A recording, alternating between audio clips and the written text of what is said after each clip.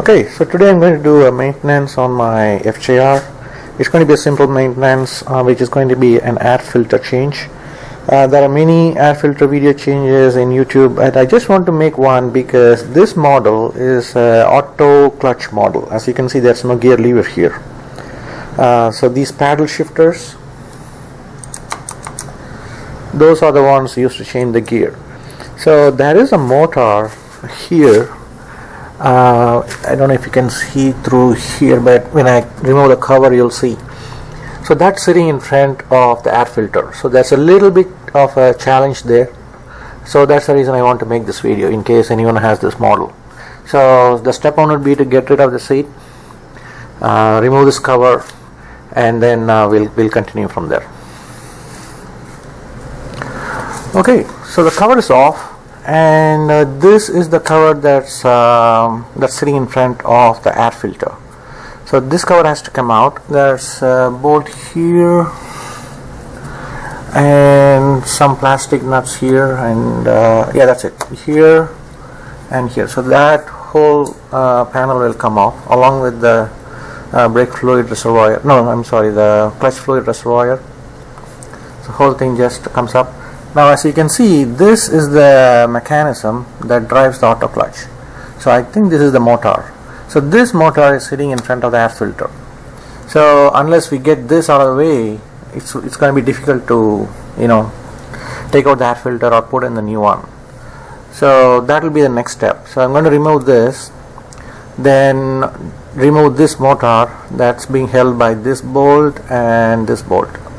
They are hex keys. So 1, 2, and that should come out pretty clean, I think. I don't want to remove the tie rod because if I don't get the alignment right back, it could mess up. So I'm just going to take the entire motor, move it out of the way and get to the air filter. Now there's also a cover here like that. Just like that. So I took that out. So with that in place, I can see the air filter there inside. So may have to take this plastic shielding off with those two nuts, and that should expose the air filter. And I'm going to remove the tie rod either at this end, or I'll have to see, maybe it might be easier here. So let's see how it goes.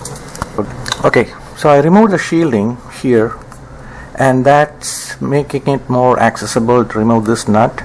So as you can see, there's notches here are markers that's aligning the axle of the gear change with the tie rod.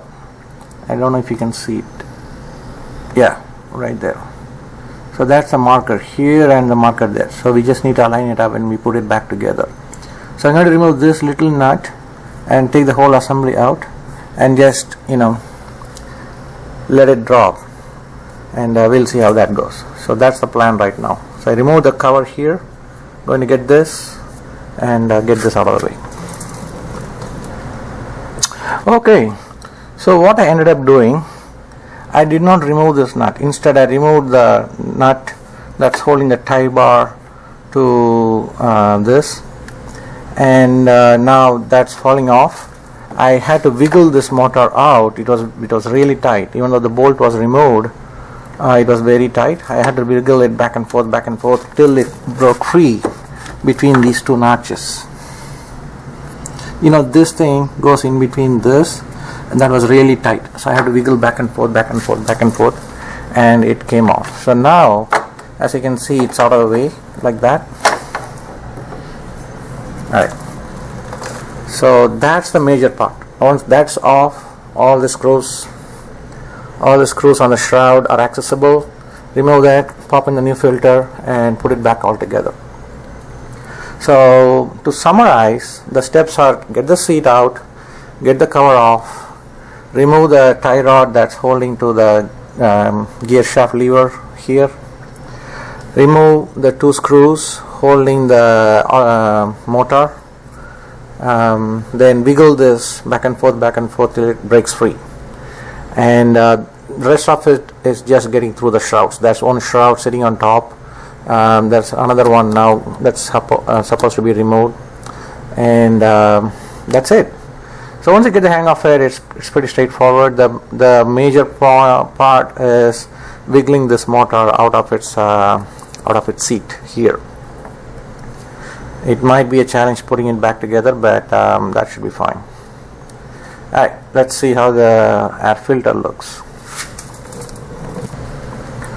Okay, so getting that shroud out was a real pain, but it was held on by one screw up top, which is behind this big bulky wire, or a bundle of wires. There's one behind here, so it was really painful to get that shroud off. But once it's off, obviously the filter is now loose. And looking at it, yeah, it is dirty. So it's almost 15,000 miles. And yeah, it's a good time I'm changing it out. So as you can see, the dirt is mostly on this side rather than this side. But anyway, so that's out, and everything looks clean in here. So I'm just going to give it a wipe just to make sure there's no other debris in here, and yeah, get it back in. Getting that shroud back, oh god, that's going to be painful. You'll see. Alright, so this is the brand new filter. As you can see, it's all clean. So I'm going to pop it in. It can go either way, so there's no front and back here, so it can go either way. And well, put it all back together. Okay, so got all the shrouds put back in. The tie rod is in place.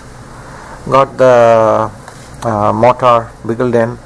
Tighten both the bolts. So all set. I noticed that the clutch fluid was turning a little yellow, so I went ahead and replaced it. So it's a very simple one, it doesn't take much. This is the bleed valve right there. So you just loosen that nut, use the pump. I have this vacuum pump from Harbor Freight. Works decent. So did a few pumps, refilled it, did like 2 or 3 times flush, where the level went from there to there, from top to bottom. Refill top to bottom, refill top to bottom. So it's pretty clear now. So tighten the bolt back up, put the nipple back in, and everything is set. So now it's time to put back the cover, tighten this, and seat back on. Alright guys, so that's pretty much it. It's a little complicated because of this motor in the way. On a non-AE version, it should be very straightforward, but the AE version throws a little bit of a curveball with this thing, but that's fine. It is what it is. Alright guys, bye.